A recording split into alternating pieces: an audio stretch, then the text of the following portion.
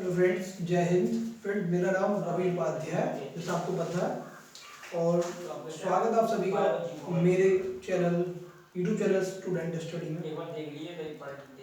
आशा करता हूँ आप सब अच्छे होंगे, एकदम बेहतरीन होंगे, ज़बरदस्त होंगे। और आज हम जो बात करने जा रहे हैं वो जो हमारे एक संविधान का अहम टॉपिक है, फंडामेंटल राइट्स, मौलिक अधिकार। तो मौलिक अधिकार पर हम आज बात करेंगे। आपको बताएंगे कौन कौन से अनुच्छेद मौलिक अधिकार से संबंधित है, किन किन अनुच्छेदों में क्या क्या बात हुई है और ये संविधान के किस भाग में है। सारी बात हम इस वीडियो में आज बात करेंगे। और ये संविधान जो मौलिक अधिकार है कहाँ से लिए गए हैं, बाकी सारी चर्चाएं हम आज इस वीडियो में करेंगे। तो स्टार्ट करते हैं। जैसे आज का जो टॉपिक होगा हमारा, जो टॉपिक होगा वो मौलिक अधिकार का।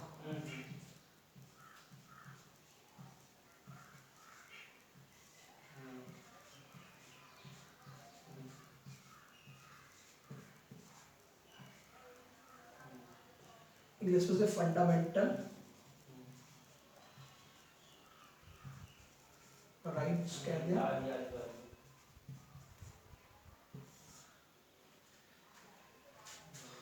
मौलिक अधिकार भारतीय संविधान में सबको पता है कि ये जो लिए गए हैं वो हमने अमेरिका की संविधान से हमने भारतीय संविधान में ये मौलिक अधिकार लिए गए। कभी पूछा था कि मौलिक अधिकार जो भारतीय संविधान में है तो वो किस देश के संविधान से लिए गए। तो ये मौलिक अधिकार हमने यूएसए के संविधान से यानी अमेरिका के संविधान से लिए हैं। अब बात आती है कि भारतीय संविधान में ये मौलिक अधिकार यूएसए के संविधान से लिए हैं, लेकिन ये किस भाग में है। तो हम ये बात करते हैं कि ये भारतीय संविधान के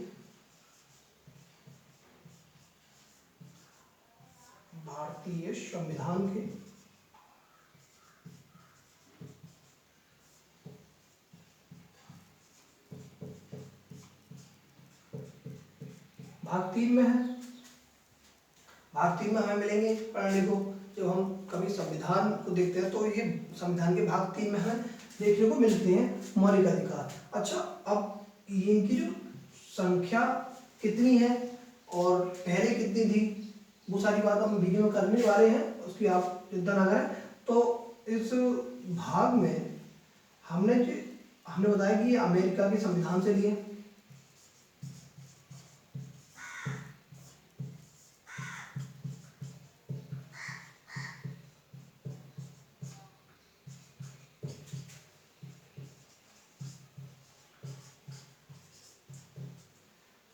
हमने मौलिक अधिकार अमेरिका के संविधान से लिए हैं।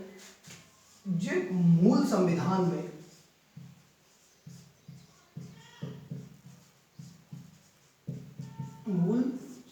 में मौलिक अधिकारों की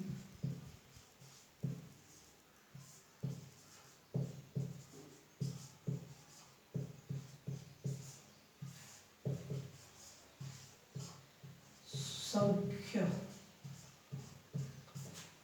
मूल संविधान में मौलिक अधिकारों की अगर संख्या की हम बात करें तो जो संख्या थी वो 7 थी। कभी क्वेश्चन ऐसे बनता है कि मतलब आसानी वाले एग्जामिनर ऐसे ही बना के देता है कि मौलिक अधिकारों की संख्या सबको पता है कि 6 है, लेकिन ऐसे क्वेश्चन घुमा के देता है कि मौलिक जो अधिकार है उनकी मूल संविधान में क्या कितनी संख्या थी। तो आप ध्यान रखना कि मूल संविधान में मौलिक अधिकारों की संख्या 7 थी, परंतु 44वां संविधान संशोधन करके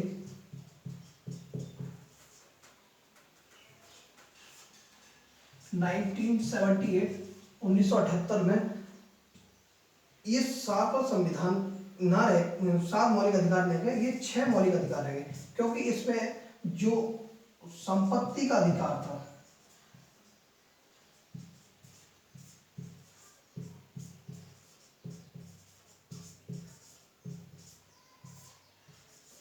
को राइट ऑफ प्रॉपर्टी को समाप्त कर दिया।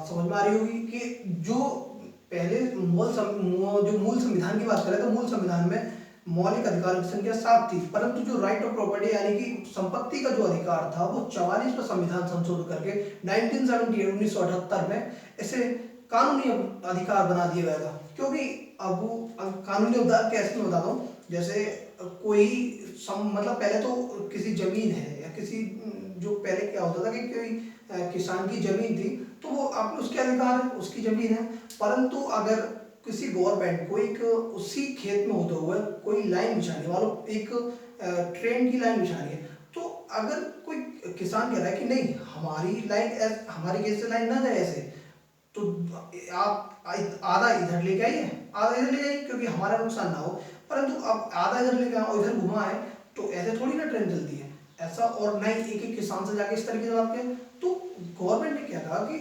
संविधान में संशोधन किया 44 संविधान संशोधन 1978 में, तो इसने कहा कि जो संपत्ति का अधिकार है ये मौलिक अधिकार नहीं, इसे कानूनी अधिकार किया है, ताकि जो कभी भी गवर्नमेंट द्वारा जो इंफ्रास्ट्रक्चर या जो अन्य काम होते हैं उनमें मौलिक अधिकारों का हनन ना होते हुए और डेवलप हो, हनन भी ना हो डेवलप हो, तो ये तभी पॉसिबल था कि संविधान में संशोधन किया जाए ताकि एक मौलिक अधिकार को कम किया जाए, जो संपत्ति का अधिकार था उसे कानूनी अधिकार बना गया।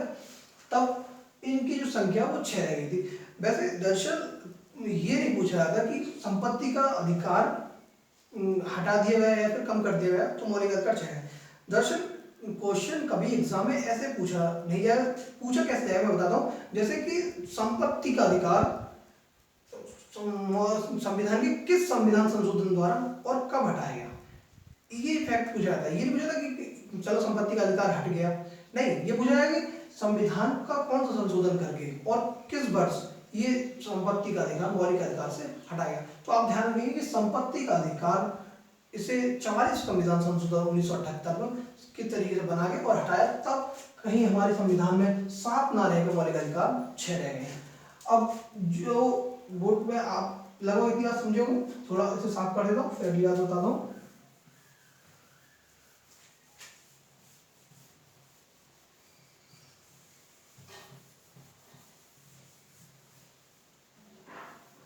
जैसे हमने भारतीय में है और ये आपने बताया कि यूएसए के संविधान से, यूनाइटेड स्टेट ऑफ अमेरिका के संविधान से लिए गए।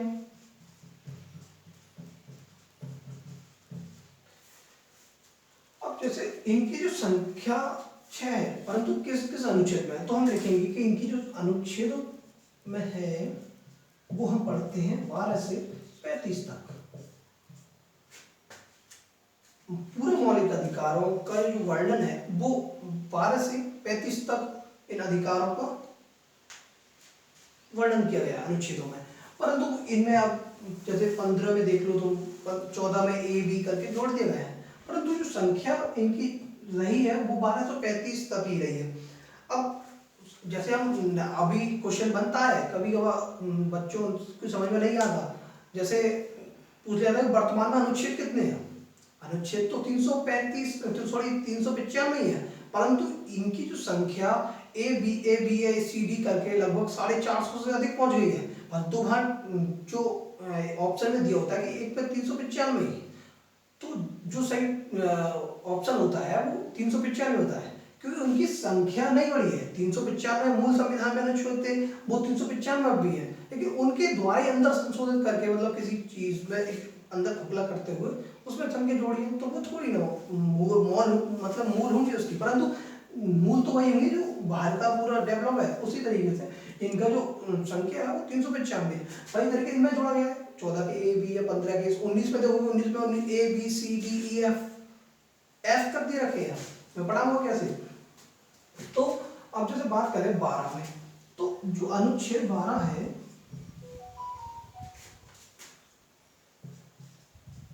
12 में जो है वो राज्य की परिभाषा है। अनुच्छेद आप 12 पढ़ेंगे तो उसमें 12 में आपको अनुच्छेद 12 में राज्य की परिभाषा पढ़ने को मिलेगी। और जब हम अनुच्छेद 13 पढ़ते हैं तो उसमें लोक नियोजन है,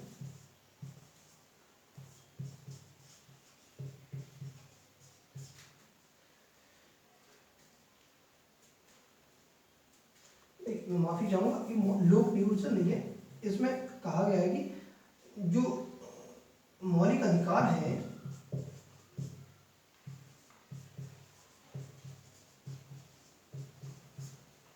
वो असंगत है, असंगत,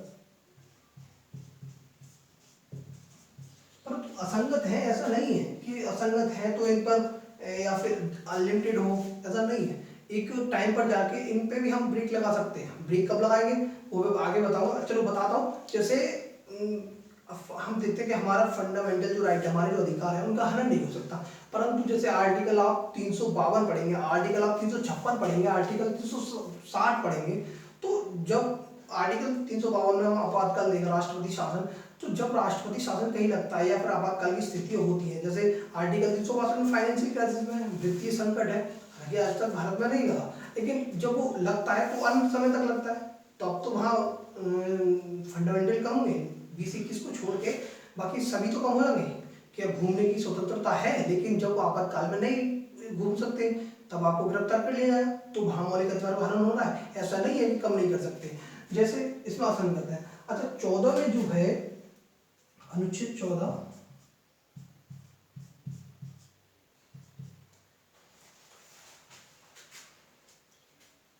अनुच्छेद 14 में हम पढ़ते हैं समानता की स्वतंत्रता।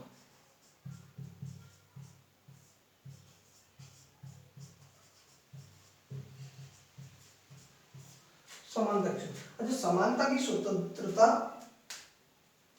हमें देखने को मिलती है कि जैसे कोई भी नौकरी हो, वहाँ अब आरक्षण वो अलग सिस्टम है, एक रिजर्वेशन का अलग टॉपिक है, वो मैं इस पे बात नहीं कर रहा, लेकिन समानता की जनता मतलब कोई भी किसी में नौकरी में सभी को समान व्यवस्था है, सभी को समान है।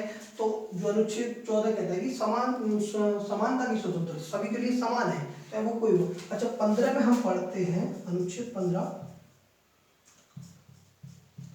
जाति, धर्म, मूल, वंश के आधार पर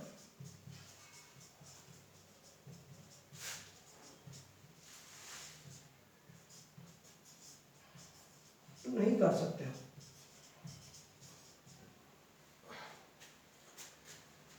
अनुच्छेद 15 कहता है कि आप किसी से जाति, धर्म, उसके मूल वंश के आधार पर आप भेदभाव नहीं कर सकते। ये नहीं कह सकते कि वो दलित परिवार से है, या फिर ये नहीं कह सकते कि आप यहाँ रहने वाले नहीं है, यहाँ के रहने वाले नहीं है, आप काले हैं, गोरे हैं, या फिर आपकी जाति क्या है, आप किस वंश से है, इसके आधार पर आप भेदभाव नहीं कर सकते। अनुच्छेद 15 कहता है आपके सामने अगर कोई दलित खड़ा है तो उसे इस तरीके से एक अट्रैक्ट सॉरी मतलब उसे ऐसे नहीं कह सकते कि तू काला है या तू अलग दलित परिवार से है, अलग जाति से है, उसे इस तरीके से हम कह नहीं सकते। ये अनुच्छेद 15 कहता है, इसका उल्लंघन हो जाएगा। इसलिए अनुच्छेद 15 में हमें बताया गया है कि किसी को जाति, धर्म, उसके लिंग के आधार पर हम उसे भेदभाव नहीं कर सकते। और अगला जो अनुच्छेद पढ़ेंगे 16,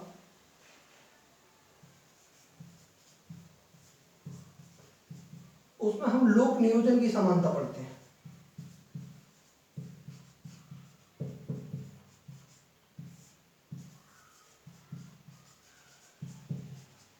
लोक नियोजन की समानता अनुच्छेद 16 कहता है कि लोक नियोजन समानता नौकरी में सभी के लिए समानता है। ये नहीं है कि कोई ब्राह्मण परिवार से है या फिर कोई दलित परिवार से तो उसको ज़्यादा अपॉर्चुनिटी दी जाएंगी या फिर ज़्यादा सैलरी, ऐसा नहीं है। अगर कोई एक बंदा पुलिस में है तो उसकी सैलरी 27,000 है, तो एक ब्राह्मण पर वो अलग है कि उसका जो प्रमोशन हो वो उसके अंदर ही है, लेकिन जो उसकी शुरुआती जो तरीका है, शुरुआती ज्वाइनिंग है, वो सभी के लिए समान रहेगा, चाहे वो एक ब्राह्मण परिवार से आता हो, चाहे वो दलित परिवार से आता हो, या फिर चाहे किसी भी जाति से आता हो, उसमें नहीं। अच्छा अनुच्छेद अब पढ़ते हैं अनुच्छेद 17। अनुच्छेद 17 कहता है अस्पृश्यता का अंत।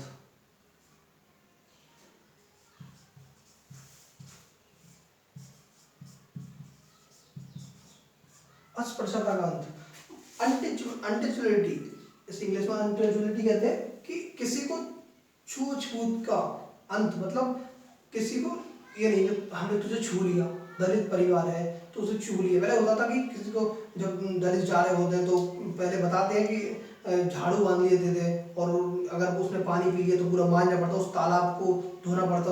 ऐसा नहीं है किसी को, या फिर किसी छू लिया तो उसे कहते नहा लो, ऐसा ऐसा नहीं है।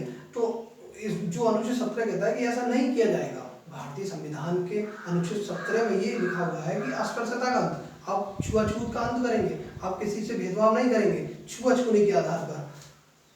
ये आर्टिकल 17 कहता है। आर्टिकल 18 कहता है, अब मैं वीडियो में मिटा दूं सर,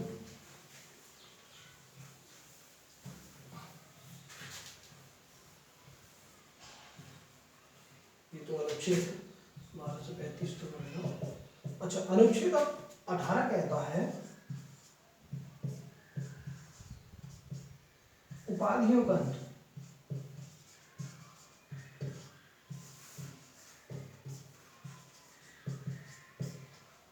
अनुच्छेद 18 कहता है उपाधियों का अंत।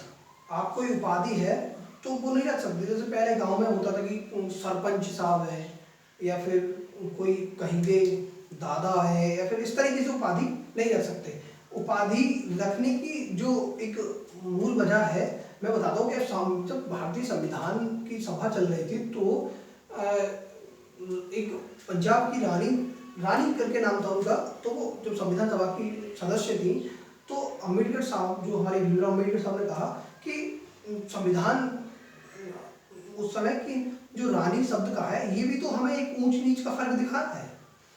आप रानी आगे लगा रही हो तो एक रानी, जबकि कोई ऐसा सिस्टम नहीं है कि आप रानी हो, लेकिन रानी आप लग रहा है कि रानी अहिल्याबाई, मुझे नाम एग्जैक्ट याद नहीं आ रहा है, लेकिन उनका नाम ऐसे ही था कि रानी का जो लगा हुआ था।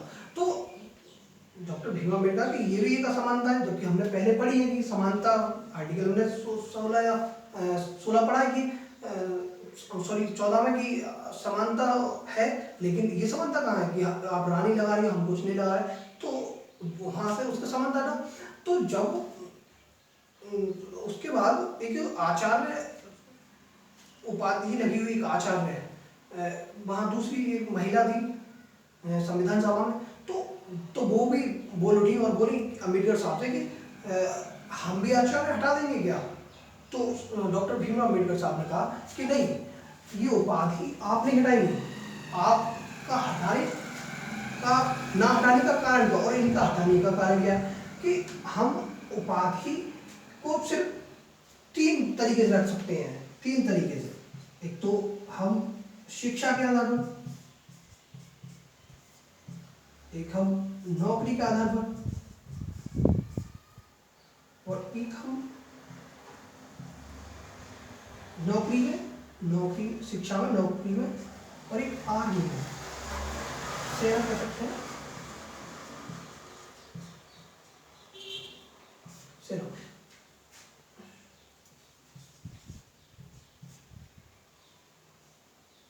शिक्षक और नौकरी, सेना।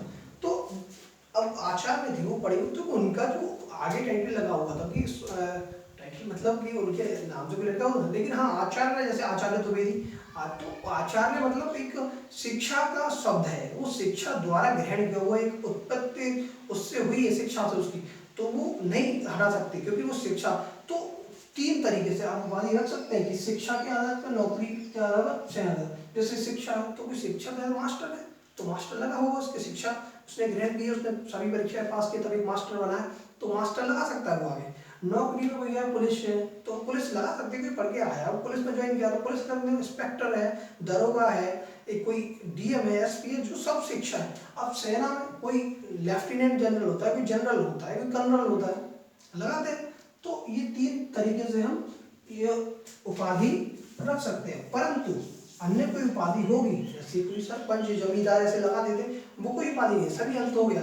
परंतु ऐसा कोई उपाधि रखना चाहो अपने द्वारा जो आपको किसी देश या अन्य देश से मिल रही हो, तो उसके लिए आपको एक बात ध्यान रखना कि जो राष्ट्रपति है अपने भारत के, इन महामहिम से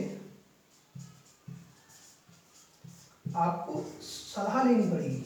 सलाह नहीं, सलाह शब्द गलत रहेगा, स्वीकृति लेनी पड़ेगी।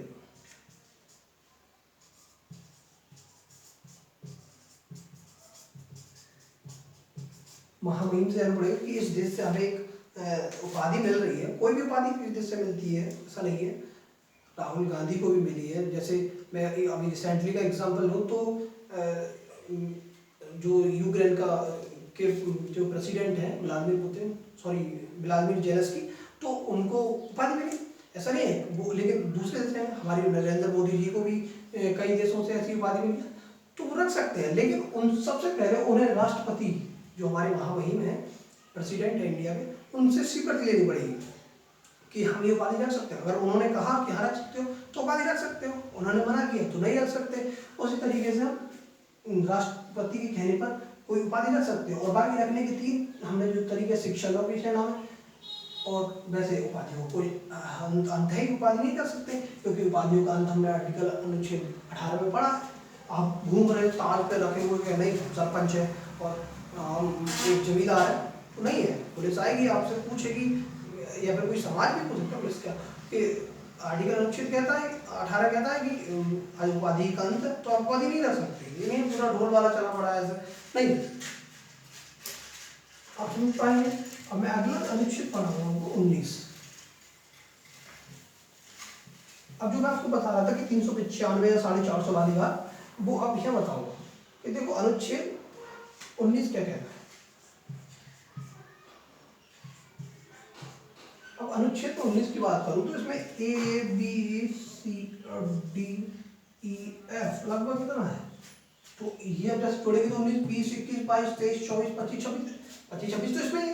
परंतु ये 19 के बाद 20 ही आएगा, ये नहीं आएगा 25 26 के बाद तब 27 है, नहीं, अगला भी तो है 20 प्राणदैहिक स्वतंत्रता, नहीं। तो ये इस तरीके से ये काउंट नहीं है, ये इनके ग्रुप में जो है, मान लो 19 का, तो 19 का ग्रुप बना दिया इस तरीके से, 19 का ग्रुप है तो 19 पे ही आएगा। अगला काउंट जब होगा तो 20 ही आएगा, चाहे 20 पे 50 हो, उससे कोई मतलब नहीं। अगला जो काउंट होगा वो 21 ही आएगा, ऐसा नहीं है। तो इसी तरीके से ये प्लस नहीं हुए, ये इनके ग्रुप में मान लिया गया। अब जैसे 19 कहता है अव्यक्ति की स्वतंत्रता,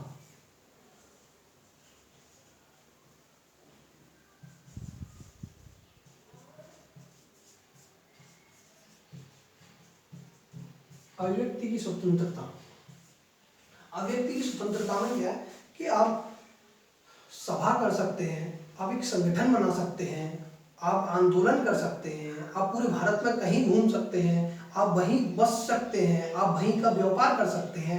ये सारी आपकी स्पिरिचुअल तरीके से अब जो स्वतंत्रता है वो अव्यक्ति स्वतंत्रता है। जैसे आप, अब मैंने कहा कि आप जैसे घूम सकते, संगठन बना सकते हैं, परंतु संगठन बना सकते हैं ऐसा नहीं है कि संगठन, लेकिन संगठन बना सकते हैं, आप सभा कर सकते हैं, सभा कर सकते हैं आप, लेकिन आंदोलन कर सकते हैं। परंतु इस आंदोलन में कोई अनैतिक जो शस्त्र बल है वो नहीं होना चाहिए। आप संगठन बना सकते हैं, कोई संगठन ऐसा ना हो जो देश के खिलाफ हो। कोई जैसे हम पाकिस्तान के संगठन पढ़ते हैं, जो भी मुसलमान, जो अमेरिका के कुछ मुसलमान वर्ग लोग के हैं, मैं जातिवाद नहीं हूँ, लेकिन हाँ वहाँ के जो मुसलमान एक कंट्री है अमेरिका, वहाँ के जो RSS SSR जो बहुत बड़े बड़े बदमाश टाइप के लोग अपना संगठन बनाते हैं, तो वो ऐसा नहीं है कि हाँ ऐसा संगठन क्या है कि किसी समाज की एक अच्छी प्रक्रिया को बनाने के लिए, समाज को देख रेख के लिए संगठन बना सकते हैं। मोहल्ले में हमारे देखते हुए मिलता है कि इतना एक वार्ड मेंबर बन गया, एक बन गया, तो बना सकते हैं ऐसा नहीं, लेकिन वो संगठन देश के खिलाफ नहीं होना चाहिए, किसी एक पर्सनल व्यक्ति के खिलाफ नहीं होना चाहिए, ऐसा संगठन नहीं बना सकते आप। तो लेकिन संगठन बना सकते हैं, परंतु ऐसा संगठन नहीं जो कि किसी के खिलाफ हो या किसी देश के खिलाफ हो, किसी देश मतलब अपने देश के खिलाफ हो।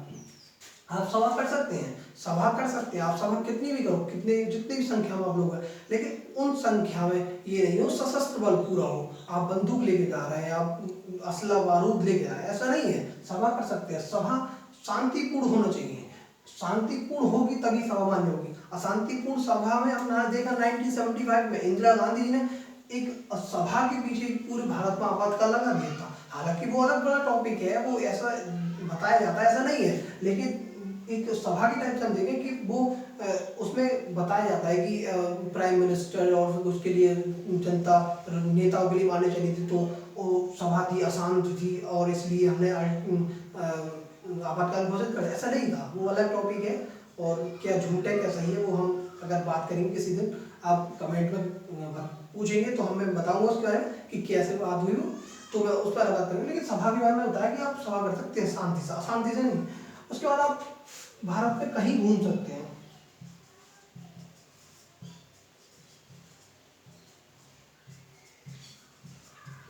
कहीं घूम सकते हैं। आप दिल्ली से हैं तो उत्तर प्रदेश में आ सकते हैं, आप पंजाब, हरियाणा, तमिलनाडु, तेलंगाना, सिक्किम, असम, मेघालय, दमन दीप, लद्दाख, कहीं जा सकते हैं पूरे भारत में। 28,8 के संग आप कहीं कहीं भी जा सकते हैं। परंतु कहीं जाने का मतलब ये नहीं है कि आप कहीं किसी के घर में घुस जाए, ऐसा नहीं है। आप जा रहे हैं तो आप वहां पर भी आप कुछ बातों का ध्यान रखेंगे। जैसे किसी सेना का जो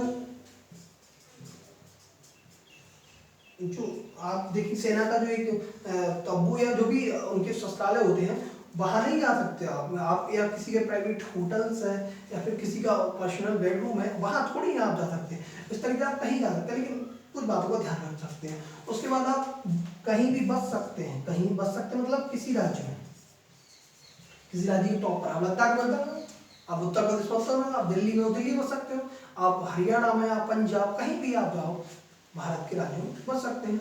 अच्छा स्टेप ये है कि आप वहाँ व्यवसाय कर सकते हैं, आप अपना कोई बिजनेस कर सकते हैं, वहाँ जमीन खरीद सकते हैं कहीं भी। आप यहाँ से उत्तर प्रदेश से जाओ दिल्ली या फिर तमिलनाडु साउथ लास्ट में, तो वहाँ आप जमीन खरीद सकते हैं, आप कुछ भी व्यवसाय कर सकते हैं। ऐसी अभिव्यक्ति की स्वतंत्रता हमें आर्टिकल 19 में मिलती है, हमें 19 में पढ़ने को मिलती है। तो मैं समझता हूँ आप 19 समझ लो अभिव्यक्ति स्वतंत्रता में क्या कहते हैं। उसके बाद हम पढ़ते हैं आर्टिकल 20।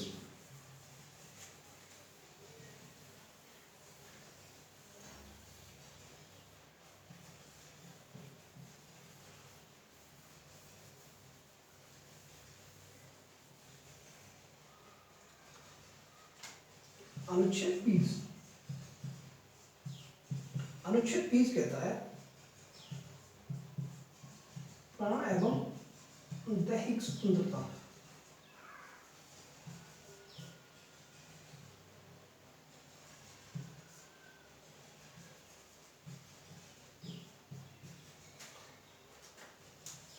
किसी के प्राण नहीं जाएंगे, वो बताया अभी आर्टिकल 352, 356, 361, उसमें 361, हाँ उसमें ये स्वतंत्रता होती है।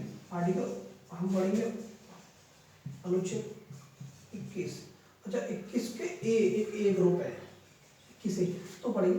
वैसे उसमें था और भी 15-16 में, इतना इम्पोर्टेंट नहीं था मैं पढ़ाऊँ। तो आर्टिकल 21 के ए में 6 to 14 ये जो बच्चे हैं उनको निःशुल्क शिक्षा,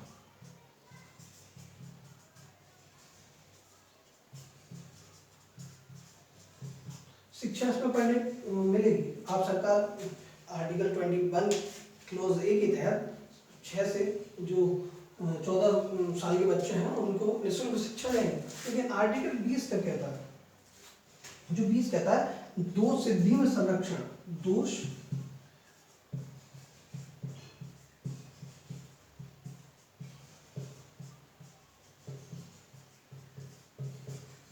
संरक्षण, दोष सिद्धि का सिद्धि में संरक्षण का मतलब है कि आप दोष सिद्ध हो, आपका कोई दोष है तो आप सिद्ध हो। परंतु उसमें ऐसा नहीं है कि आप संरक्षण नहीं दे सकता। मान लो आपने एक छोटा सा किसी का पेड़ काट लिया, तो ऐसा थोड़ी उसके आधार पर आप फांसी दे दी जाए, ऐसा नहीं है। उसके लिए संरक्षण है कि पेड़ काटने का अलग आईपीसी है, अलग जो है।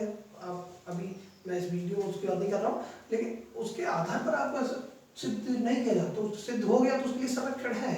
मतलब उसमें आपको बताया जाएगा कि आपको इसके लिए इतनी सजा है, ना कि वो टॉप लेवल वाली सजा है, ऐसा नहीं है। तो उसके लिए दो सिद्धि की संरक्षण। अब हम पढ़ेंगे आर्टिकल 22।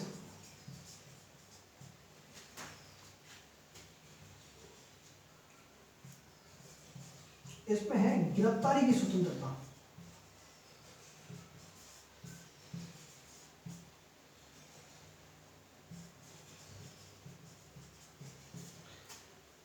गिरफ्तारी की स्वतंत्रता जैसे आपके घर पुलिस आई और आप पुलिस आई तो आप पुलिस ये थोड़ी है कि अंदर एकदम घुसती चली आ रही घर और कहेंगे हाँ निकल गया और आपको हम अरेस्ट कर लिया। अरे नहीं, पूछो पहले, क्या पूछने का अधिकार है क्या? हाँ सर चलने को तैयार है, लेकिन बताएं किस कानून, किस जुर्म के तहत आप हमको ले जाने हैं। तो ये स्वतंत्रता है कि आप पूछें। उसके बाद इसमें कहा गया है कि 24 आवर, लगभग 24 घंटे के बाद तक आप इस पर रख सकते हो, 24 घंटे का तक न्यायालय में पेश करें। हालांकि ऐसा नहीं होता है, उससे पहले ही दिया बोला। लेकिन आर्टिकल 22 कहता है गिरफ्तारी में आप संरक्षण दे सकते हैं कि पूछ सकते हैं कि क्यों गिरफ्तार कर रहे हैं आप, कोई लिखित है इसका परिणाम, किसी ने रिपोर्ट दर्ज कराई, किसी ने एफआईआर दर्ज कराई, तो उसका क्या है डॉक्यूमेंट, क्या नाम है उसका जिसने हमारे, तो पूछने की जरूरत है। और पूछने के साथ साथ हम इसमें 24 घंटे तक थाने में रह सकते हैं। उसके बाद हवाला, उसके बाद हम न्यायालय में पेश करने की जो जिम्मेदारी एक तरफ से हम कह सकते हैं वो पुलिस की है।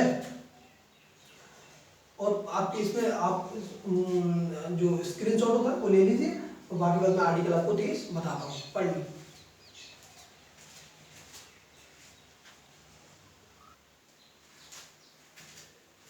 स्क्रीनशॉट आपने ले लिया होगा, मैं समझ सकता हूँ। और बाकी जो अनुच्छेद 23, 24, 25, 26, 27, 28, ऐसा नहीं जो 24 में आप देखेंगे जो 6 से 14 बच्चे हैं वो आपका थानों में काम नहीं करा सकते। 25 में धार्मिक स्वतंत्रता है, और 29 में आप भी कोई आप जो इमारत, सॉरी, धार्मिक के लिए आप कितना ही बढ़ावा दे सकते हैं, आप उनकी इमारत बना सकते हैं।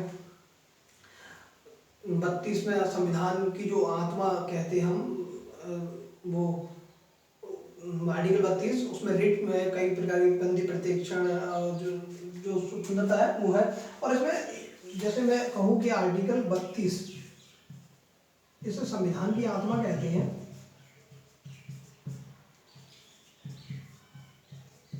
ये हमेशा टॉपिक पूछा है कि संविधान की आत्मा आर्टिकल 32 है, परंतु ये भी आपको इम्पोर्टेंट बात रखनी है याद कि संविधान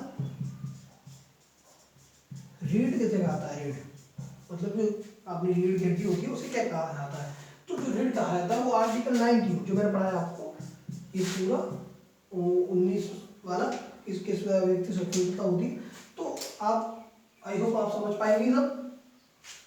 बाकी जो आप कहेंगे तो मैं उन आर्टिकल को पढ़ा दूंगा, लेकिन इम्पोर्टेंट नहीं है इतना ही पूछा जा रहा है। 32 पूछा तो 32 मैंने बता दिया, बंदी प्रतिक्षण और परमादेश जैसी 5 रिट हैं, वो हमें चाहे जो जरूरत पड़ेगा न्यायालय जारी करती है। तो ये सारे आर्टिकल आपको समझ में आए होंगे। बाकी मिलते हैं नेक्स्ट वीडियो में, तब तक के लिए जुड़े रहें। और आपको वीडियो पसंद आए तो लाइक करें और सब्सक्राइब कर लें, ताकि अब जो न्यू वीडियो है तो उसकी नोटिफिकेशन आपको मिले। तब तक के लिए धन्यवाद। जय हिंद, जय भारत।